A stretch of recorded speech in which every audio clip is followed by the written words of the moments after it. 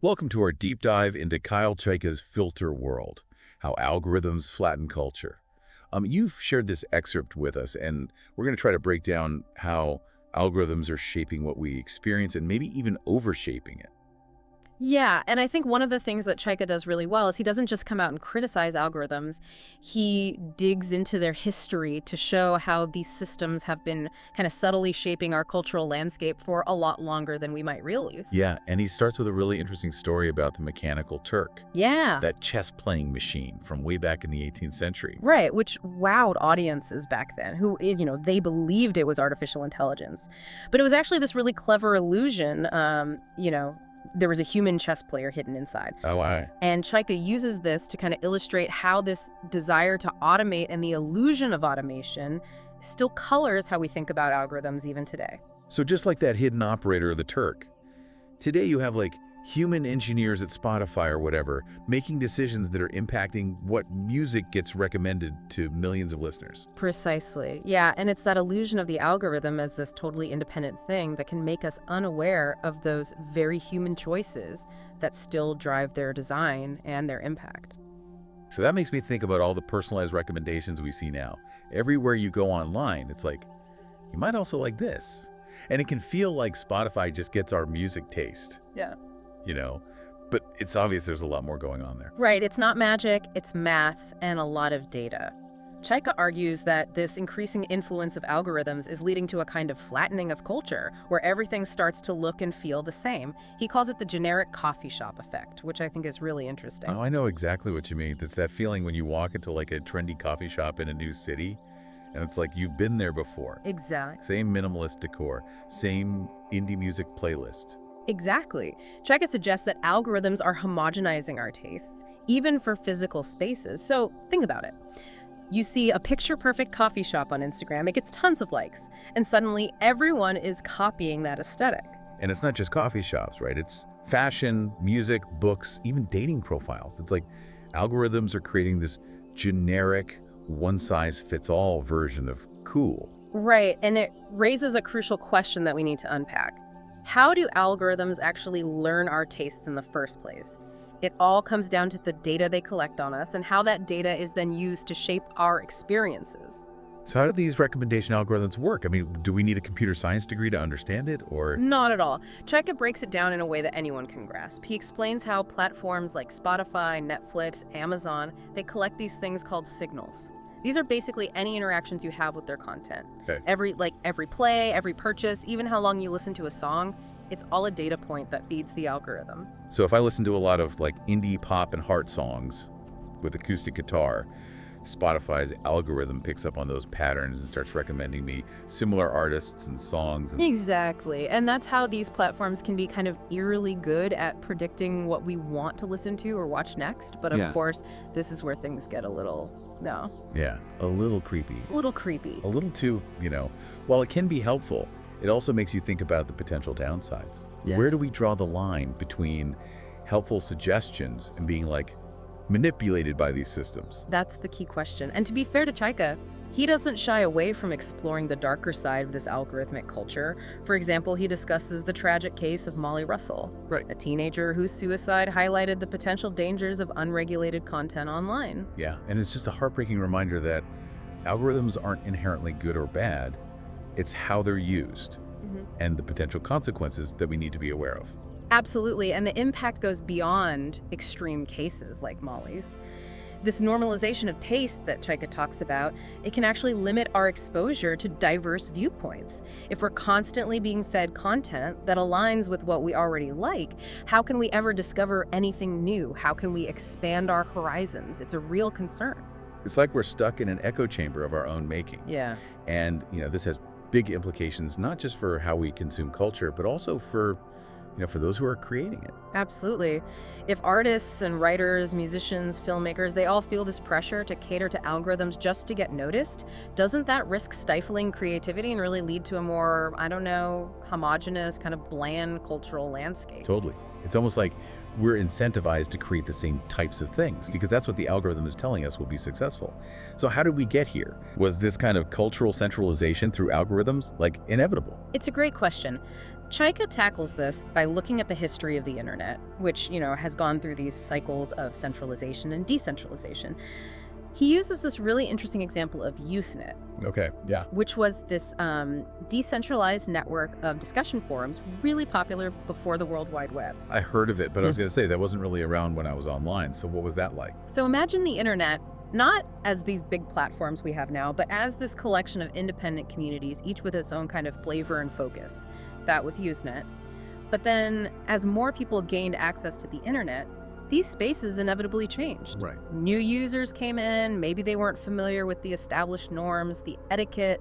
And that sounds a bit like what happened with social media, right? Yeah. It started with these smaller kind of niche communities, and then as more people joined, things kind of shifted.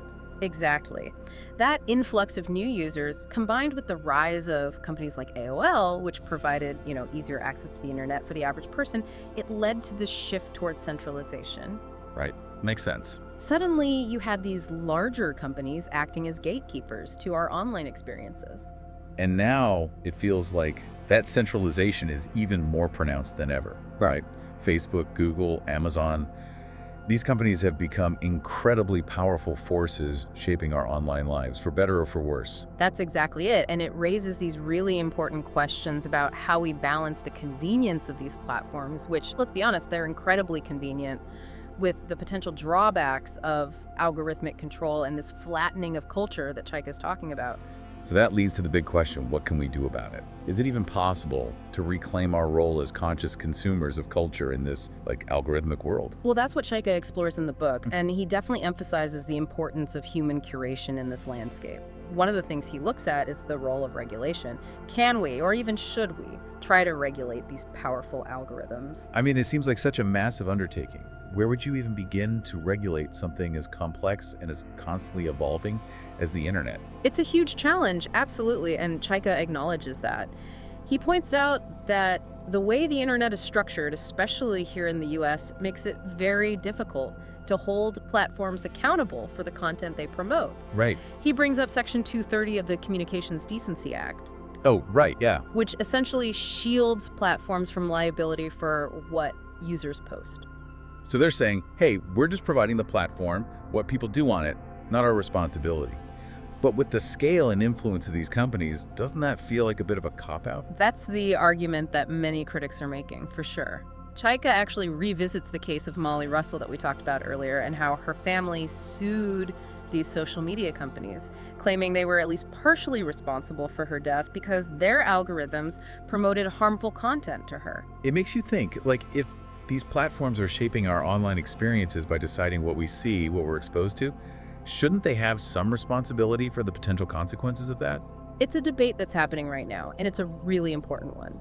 On one side, you have people advocating for greater platform responsibility, more transparency in how algorithms work, and mechanisms to actually stop the spread of harmful content. Yeah. On the other side, you have those who defend Section 230, arguing that it's crucial for a free and open internet, and that any attempts to regulate content will stifle free speech. It's that classic freedom versus responsibility dilemma, right? But what about actual solutions? I mean, does Chayka offer any concrete ideas for how we can mitigate the negative consequences of algorithmic culture? Aside from just, we need to think about it. He does, actually. He brings up the impact of Europe's General Data Protection Regulation, GDPR. Right, so that's focused on data privacy, right? Yeah. But does it actually address the issue of algorithms shaping our cultural experiences? Are those two things even related? That's a good point, and it's a complex issue, but I think it's a step in the right direction.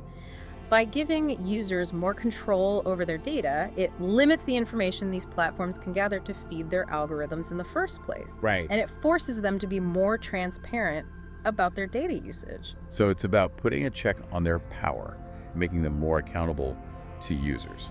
Okay, so that's GDPR. What other solutions does he explore? Well, he talks about algorithmic transparency. So imagine if we could look under the hood, so to speak, and see how these recommendation systems actually operate. Right.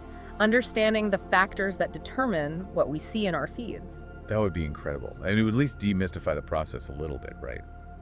and help us understand how we're being influenced. But is that even realistic?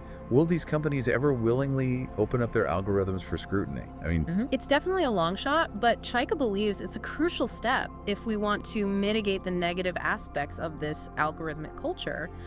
And, he's not alone. He points to researchers who are trying to gain access to platform data to study the impact of these algorithms. right. It makes sense, right? I mean, bringing things into the light can lead to more informed discussions and hopefully more responsible practices from these companies.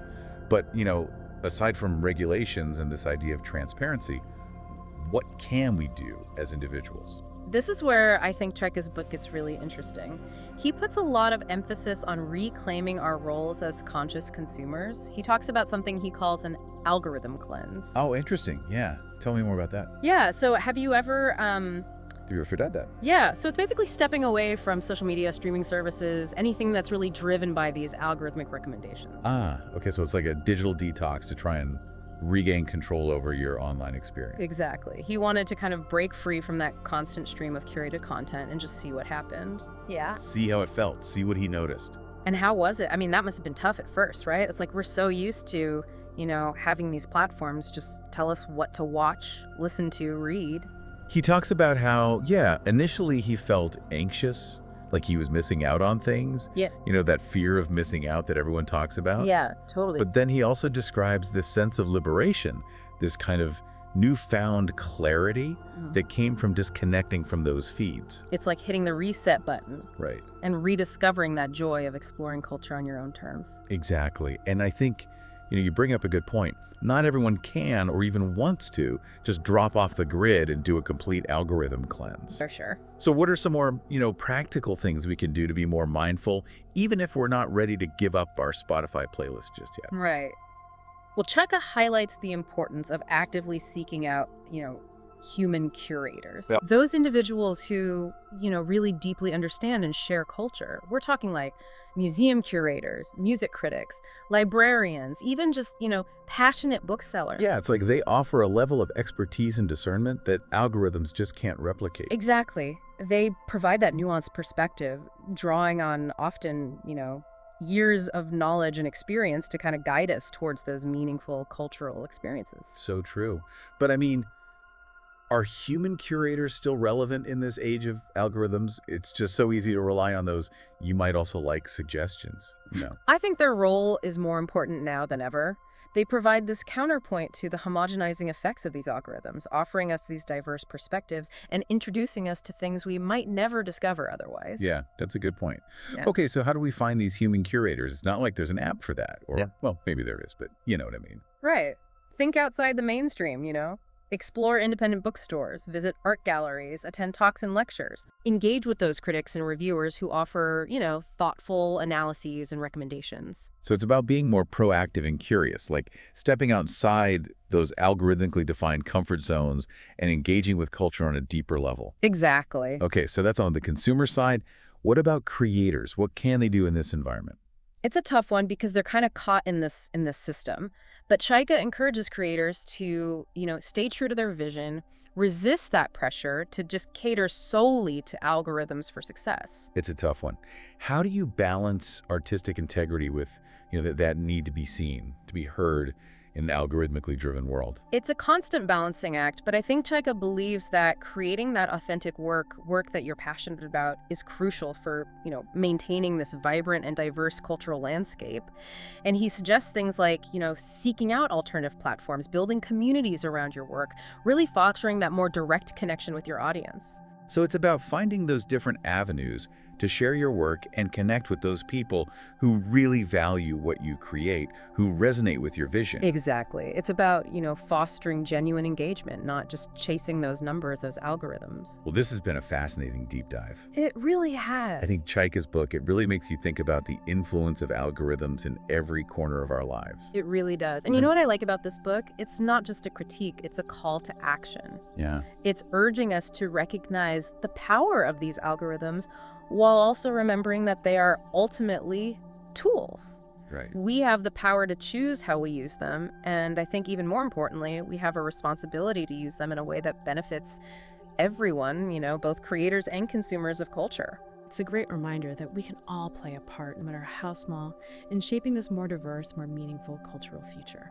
So thank you for joining us on this deep dive into Filterworld. We hope it's inspired you to think critically about your own relationship with algorithms, and maybe even, step outside those curated feeds and seek out some of those enriching cultural experiences that truly resonate with you.